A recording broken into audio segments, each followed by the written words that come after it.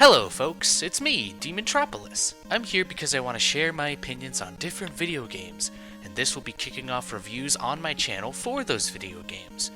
The first game I'm going to be covering is Mega Man 1, released in 1987 for the NES. I'm tackling this one first because, for those who don't know, I'm a big Mega Man fan and the series has influenced how I view games, and heck, I'm making a fan game, about Mega Man. And I felt it would be appropriate to start off my reviews with the first in a long-running franchise, this game in particular being the most nostalgic Mega Man game of all to me, though I'll try to be as objective as possible. Since this is my first review, I'll be breaking down how I'm going to be tackling this. I'll be creating a list of pros and cons about the game as a whole, and then I will discuss them out in greater detail about what I mean. So without further ado, let's get started. Mega Man 1! Let's start with the pros. The first to create the stage select concept. I don't know for sure if Mega Man 1 is the first game to include a non-linear stage select, but it's one of the defining traits of the franchise and would only get further fleshed out and enforced in future games. For a first game, it nailed the controls very well. I must say, they did a really good job with the first game here in terms of building the foundation of everything moving forward. Like, if you go all the way forward to Mega Man 11, which is the most recent classic title at the time of this video, then you can see that not much has been changed besides basic quality of life improvements. The concept of using your opponent's own weapons for yourself is pretty dang cool. I think it's a great incentive to beat the game's bosses, as you get a huge reward that'll shape up how you play the game and go through the levels. Plus, it allows the Robot Master's weapons to shine in a boss fight, as players can pick up on what they could give the player. Most weapons are very powerful. The only exception to this is Ice Slasher, which you use to freeze enemies so you can kill them with something else. But all the weapons are very powerful against enemies. Rolling Cutter, Firestorm, and Thunder Beam are very fast in coming out and easy to pick up and use. You'll have a lot of fun with these weapons. Good enemies that overwhelm the player with speed and projectile attacks. The game's enemy design has a lot of focus on speed and overwhelming the player. They're not going to do a lot of damage, for the most part, but they come at you in very quick waves, and here it's basically primed for the run and gun gameplay, and this element helps make the game more replayable to this day. Good graphics compared to non-Mega Man NES games. If you compare the graphics of this game to Super Mario Bros, let's say, it's night and day. Like, there's such a huge leap in just the span of 2 years, and that's mind-boggling. Sure, it's not on the level of Mega Man 5 or 6, but that's not the point here. Magnet Beam is an amazing utility. Before we got Rush in Mega Man 3, we had the Magnet Beam and these arbitrarily named items or whatever, but Magnet Beam is very flexible to use, because you can create a platform and you can jump on it, and you can create multiple platforms and you can stretch it out however you want. It's very nice. I wish it appeared in another game or so, because we'll get to it later. The story is minimal, but it sets a good standard. The basic premise is that Dr. Light created 6 Robot Masters to help humanity, but then his evil colleague Dr. Wily stole them so he could conquer the world. Unfortunately, there's no cutscene that tells us who this blue underwear man is, and why he's shooting lemons, and who are these other 6 guys that show up before he does, and what the hell is this thing that you collect after you kill them. But well, it served its purpose in allowing future games to create more involved stories with a greater presentation. Nice ending and introduced some iconic Robot Masters. Despite what I said about there being no presentation that tells you what the hell's going on, we'd still have a pretty nice ending.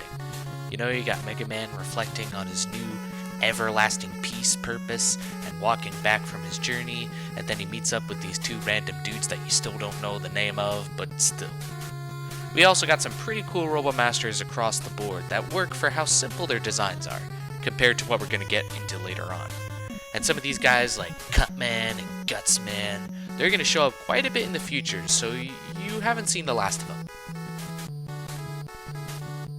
Yellow Devil is notorious for the right reasons. The typical Mega Man boss revolves around you learning its pattern and using that knowledge to take it down easier without getting hurt. Yellow Devil embodies their philosophy in the most brutal way possible. The guy splits apart his segments in the same pattern every time, but those segments are very fast and usually tough to dodge if you don't know the pattern, so it's a matter of learning that pattern to make it easier on your behalf. Beating the game allows you to freely revisit any stage you wish with all of your equipment. If I recall correctly, this game and Mega Man 11 are the only ones in the classic series that allow you to free roam all the stages after you beat the game.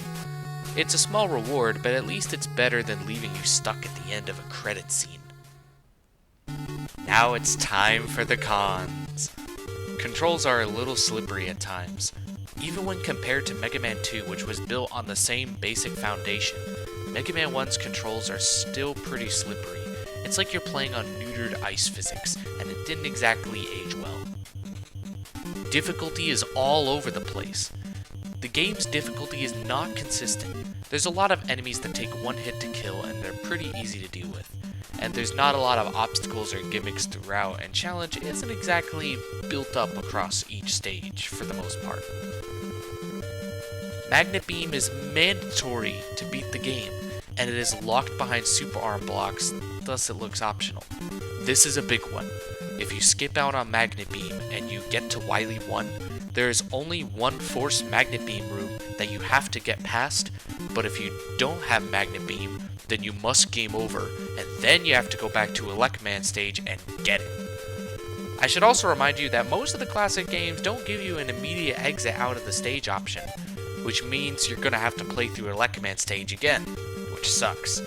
And the bosses come back because of course they do. Going off of above, this means you have to beat Gutsman before Elecman, which takes away some non-linearity. Yeah, for a game that pretty much invented the stage select concept of choosing which level you go to first, this is a major factor with limiting your options. Level design is not consistent in its flow, and even has some nearly forced damage spots. As I mentioned before with the difficulty point, yeah, challenge isn't exactly built up. So you usually just fight a couple waves of enemies, and then you move on to the next wave of enemies, and then you do a little bit in between, like dealing with the gimmick, usually fight a big guy at the end. Not a lot of uniqueness in each stage. As for nearly forced damage, look at Fireman stage. There's an entire gimmick dedicated to pixel perfect timing there. And Elecman stage requires you to shoot the spines on really small platforms so you can stun them and get across without them knocking you off. But that kind of design has never been replicated, thankfully. Bosses are designed to make you panic, but become super easy when you see past the facade. As far as Robot Masters are concerned, they all have a very simple, discernible pattern that make them really easy, but they're built in a way that they're going to make you panic at first.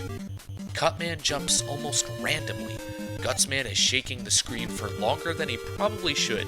Fireman will spam you if you're fighting him the wrong way, and both Elecman and Iceman will kill you in 3 hits with their projectiles. It's also worth mentioning that only Elecman and Iceman take 1 damage from the Buster. You know, the guys that kill you in 3 hits. Somehow this dirty little Eskimo can take more of a beating than freaking Gutsman. Weapon balance does not exist. Remember when I was praising the previous weapons earlier for how strong they were? Well, that's on the good spectrum of really good. On the bad spectrum is Hyper Bomb and Super Arm. Like, really bad. For Super Arm, you can't attack on your own. You need to pick up blocks that are supplied in the stage for you to throw at enemies, or to open up a path. Which ultimately sucks, because like half of the stages don't even give you ammunition. Heck, Thunderbeam itself can break these blocks, and it costs less ammo than Super Arm. Why? Then for Hyper Bomb, you just throw this dinky little bum that does no contact damage and will not explode from touching enemies. You just have to sit there for 2 or 3 seconds and then it'll explode, which is the only way that it can hurt enemies, and it takes such a long time. Like, the amount of waiting you have to do for Hyper Bomb to kill 1 or 2 enemies, you would have cleared out an entire room with Thunderbeam by comparison. The good weapons one-shot 90% of all the enemies in the game. As I was talking about before with how ridiculous the damage is, yeah, the weapons will just shred through so many enemies because it usually one-shots them. which makes a lot of the game pretty much a cakewalk if you're using the right weapons. The only exceptions are the Sniper Joes, the Picket Men, and the Big Eyes, which have a lot of health each. So the weapons do this really weird multi-hit damage, and I'm not sure what's actually going on when I do it. Like, it sounds like it's doing a lot of damage, but no. Apparently the big guys take 4 hyper bombs to kill. That doesn't sound right. Unique Mega Man 1 pause can choose pretty much everything. This is the only Mega Man game on the NES where you have a separate pause button from the weapon menu, and funnily enough, this thing can just wipe out the entire game for you. When you pause with the select button, the music stops and boss iframes reset. They're not affected by the pause, which means you can use this pause glitch to continuously hit them and essentially freeze them in place. If you got a big projectile over them, then do this and the projectile will just continuously hit the boss until they die. On the flip side, every time you unpause, Mega Man will do his teleport animation, but it will keep falling, which means you could phase through enemies with it, but you could also fall right in front of an attack that you were trying to jump over. Score system is useless and not recorded. This game is, I think, one of the few Mega Man games to actually have a point system, and it's completely meaningless here. When enemies die, they drop these score balls that will increase your score at the end of the stage, but there's no reason to build your score because it doesn't do anything for you. It's not recorded, and since enemies respawn, you can continuously farm up your score for as long as you want, so in that sense, because you still get points from respawning enemies, there's no point to compare scores because what can you judge it on? No password system. There is no way to save your progress. If your power cuts out and you're on a Wily stage, too bad, you gotta start the game over. The whole game over. Boss rematches are scattered across stages and do not give health upon defeat. There doesn't seem to be any coherent rhyme or reason as to why they're scattered like this, but the bosses not giving health upon defeat is not very good, especially when these guys could spam you or kill you in 3 hits. Spikes instantly kill the player and ignore iframes. This game essentially treats spikes as movable bottomless pits that aren't restricted to the bottom of the screen, and that's not fun. Footholders and Big Eyes. These 2 enemies are by far the worst aspects of the game. Footholders only appear in 2 stages, one of them being Iceman stage. They cannot be killed. You have to platform across them over a wide bottomless pit or spikes, and they move randomly up and down and shoot off both of their sides and do whatever the hell they want. Should I also remind you that it's possible to fall off of them if you land on them the wrong way because they do contact damage. The only feasible way to get past them 100% of the time is to use Magnet Beam and completely skip them. If you value your sanity, do not cross them normally. As for Big Eyes, they only have 2 types of jumps, a high one and a low one. You can only get under them when they do a high jump, but they choose randomly which jump to do. They also do 10 damage, so therefore it's a 50% chance whether you lose a third of your health or not. And the only way to guarantee avoiding damage is to freeze them with Ice Slasher. But it doesn't help that there are like 4 Big Eyes across the Robomaster stages, and one of them is even an Iceman stage, so there you go. Only 10 stages in the game, most of which are around 2 to 3 minutes in length. This first game is the only one to have just 6 Robomaster stages to choose, and this is followed by 4 Wily stages that go in a set order. So the length of this game is probably like 30 minutes, if you know what you're doing, but definitely under an hour.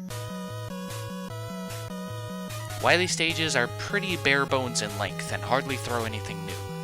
This is going to be a bit of a common trope in future Mega Man games where the Wily stages aren't exactly recognizable from each other, and they don't do anything special.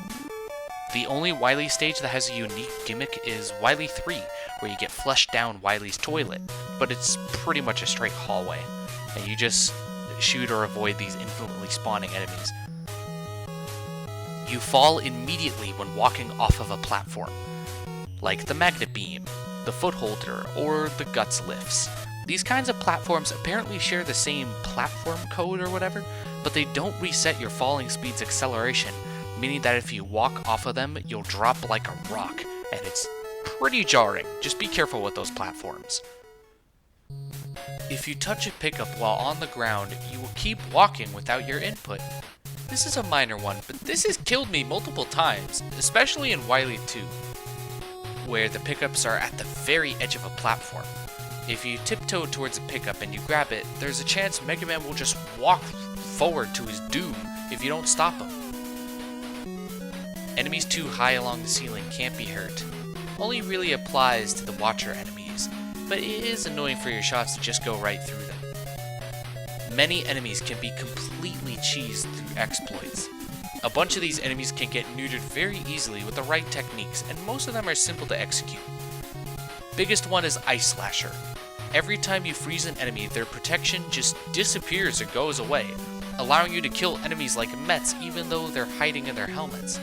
If you kill the flying shells while they're frozen with Ice Slasher, they will stop spawning. If you jump high up into the screen ceiling when Pepe or Killer Bullet is spawning in, then they will stop spawning and you don't have to worry about them. Water actually slows you down. This is the only game where water doesn't actually increase your jump height buoyancy. The only thing it does is just slow you down, and only you down for some reason. And that concludes my list. In the end, I've come up with 11 pros and 21 cons, which sounds heavily weighted towards the more negative side than I initially thought. But ultimately, what it comes down to is that this game is just very rocky, very unstable, like a test experiment. You could tell Capcom was just trying to get their feet dirty with putting something on the home console, and that explains why there's an arcade score system that doesn't need to be there. And sure, even though I have a little bit of a nostalgic bias for this game, and that it's the first game of the series and the first Mega Man game I've ever played, all these issues just can't be ignored. So with that, I'm going to give Mega Man 1 a rating of 4 out of 10, mediocre. Well, that's the end of this review. If you like what you saw, please give a like and subscribe to my channel. It'll help out with publicity and, getting more support. But I do want to say thanks to those who stuck around to the end, and I got some final announcements to make. I got my Discord server link to DeMontropolis posted in the description below, so consider joining my lair. Also, I'll be opening up music commissions in the near future, so I'll keep you guys updated on that aspect later down the road. With those out of the way, I'll be signing off, and next time I'll be covering Mega Man 2. Take care, folks.